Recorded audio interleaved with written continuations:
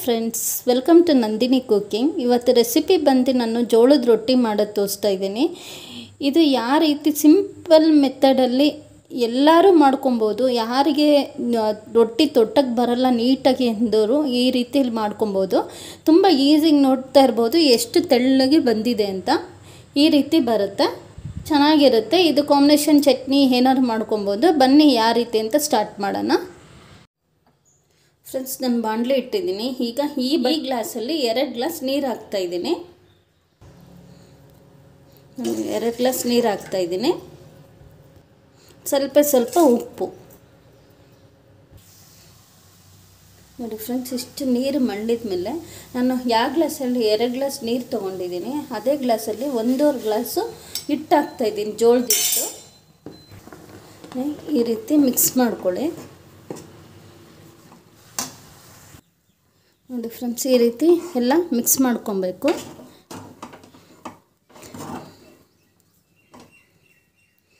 ಇಷ್ಟಾಗಿದ್ದರೆ ಸಾಕು ನೋಡಿ ಫ್ರೆಂಡ್ಸ್. ಈ ಥರ ಇಲ್ಲಿಂದನೇ ಈ ಥರ ಜಿಕ್ಕೊಬೇಕು. ಎಲ್ಲ ಈ ಥರ ನಾದ್ಕೊಳ್ಳಿ. ಎಲ್ಲ ಈ ರೀತಿಯಲ್ಲಿ ನಾದ್ಕೊಬೇಕು. ಈ ರೀತಿ ನಾದ್ಕೊಳ್ಳೋಣ ಫ್ರೆಂಡ್ಸ್. ಈ ರೀತಿ ಮಾಡ್ಕೊಂಡೆ ಬೇಕು. ನಾನು ಈ ಹದದಲ್ಲಿ ತಗೊತಾ ಇದ್ದೀನಿ.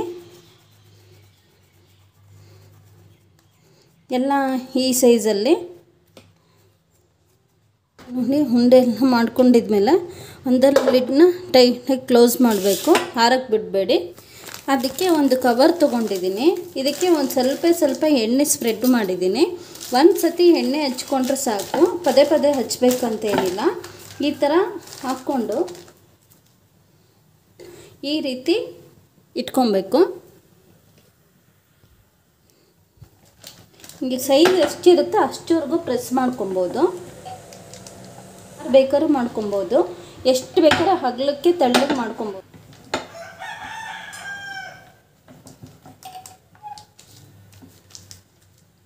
ಫೈನಲಿ ಇಷ್ಟು ಅಗಲ ಆಗಿದೆ. ಈಸಿಯಾಗಿ ಹಿಂಗೆ ಬರುತ್ತೆ ನೋಡಿ, ಹಂಗೆ ಬರುತ್ತೆ.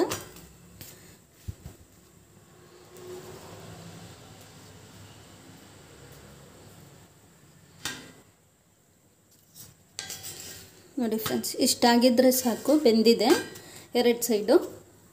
ಫ್ರೆಂಡ್ಸ್, ಫೈನಲಿ ಜೋಳದ ರೊಟ್ಟಿ ರೆಡಿ ಆಯಿತು.